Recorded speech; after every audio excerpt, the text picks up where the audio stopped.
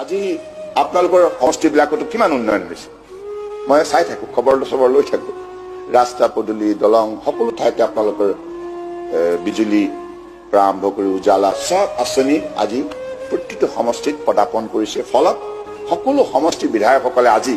সৌগৌৰৱে ক'ব পাৰে মই মৰাণ সমষ্টি বিধায়ক আছিলো জানে এতিয়া এই সময়ত আমাৰ বিধায়কৰ পুঁজি মাত্ৰ 20 লাখ আছে 20 লাখ টকা আৰু এই সময়ত বিৰোধী বিধায়ক আছিল বিজেপি এজিপি মিত্ৰজোঁটৰ বিধায়ক আছিল ইমান সমষ্টিটোত সমস্যা বহু ৰাইজক দিবলৈ একোই নাথাকে আৰু চৰকাৰৰ পৰা একো নাপাওঁ তেতিয়া আনকি মই এনেকুৱা এটা অভিজ্ঞতা হৈছে তোমাৰ মাননীয় ভূমিধৰ বৰ্মন ডাঙৰীয়া স্বাস্থ্যমন্ত্ৰী আছে এবাৰ এখন চিকিৎসালয় উন্মোচন কৰিবৰ কাৰণে মাননীয় স্বাস্থ্যমন্ত্ৰীগৰাকী গ'ল তেখেতটো যথেষ্ট জনা শুনা জ্ঞানী গুণী ব্যক্তি কিন্তু মই আমন্ত্ৰণ নাপালো বিধানসভাৰ মজিয়াত মই উলিয়ালো কথাটো কিয় বিধায়কজনক আমন্ত্ৰণ কৰা নহ'ল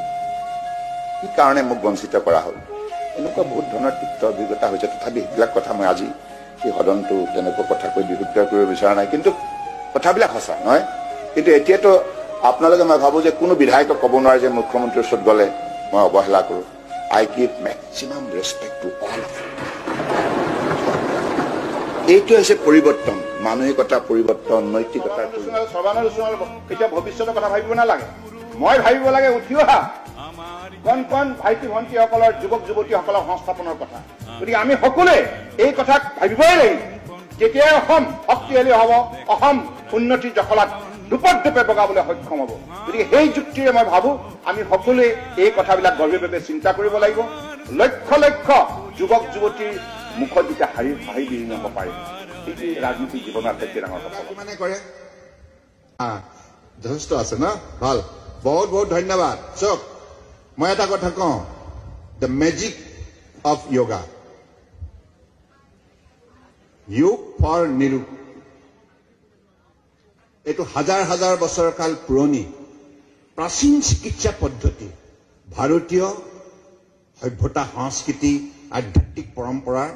মূল্যবোধৰ পৰিচয় যোগা যোগ ফৰ নিৰোগ একচুৱেলি যোগা নকয় যোগ বুলি কয় যোগ আৰু যিজন মানুহে দৈনিক যোগ অভ্যাস কৰে সি সদায় নিৰোগী হৈ থাকিব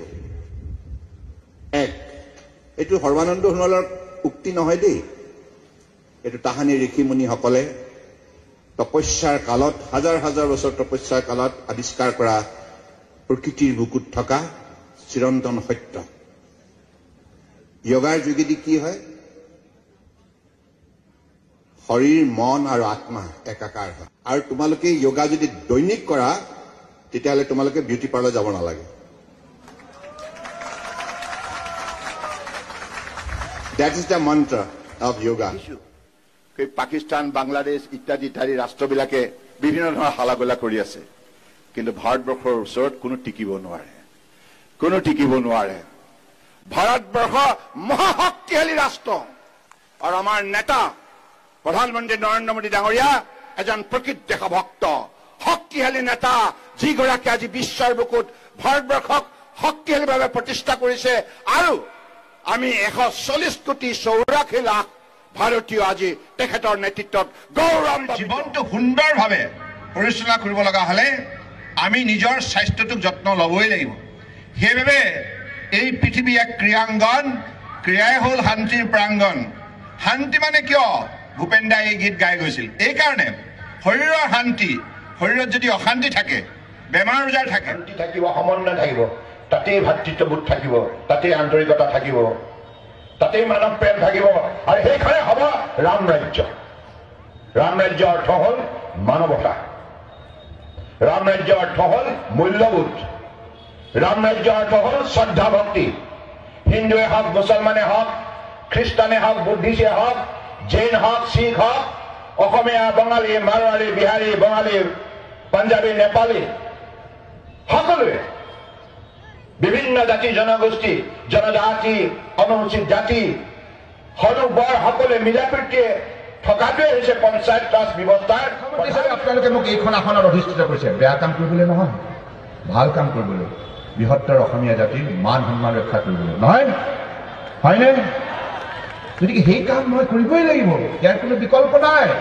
কোটি কোটি দৃষ্টি নিক্ষেপ কৰা হৈছে মোৰ ওপৰত। গতিকে এই পোষ্টটো অত্যন্ত স্পৰ্শকাতৰ এইখন আসন। গতিকে ইয়াত সতৰ্কতাৰে, সাৱধানতাৰে, সংযমী হৈ যদি মই কাম নকৰোঁ, দায়িত্ব পালন নকৰোঁ, তেতিয়াহ'লে ঈশ্বৰে মোক ক্ষমা নকৰে, ৰাইজে মোক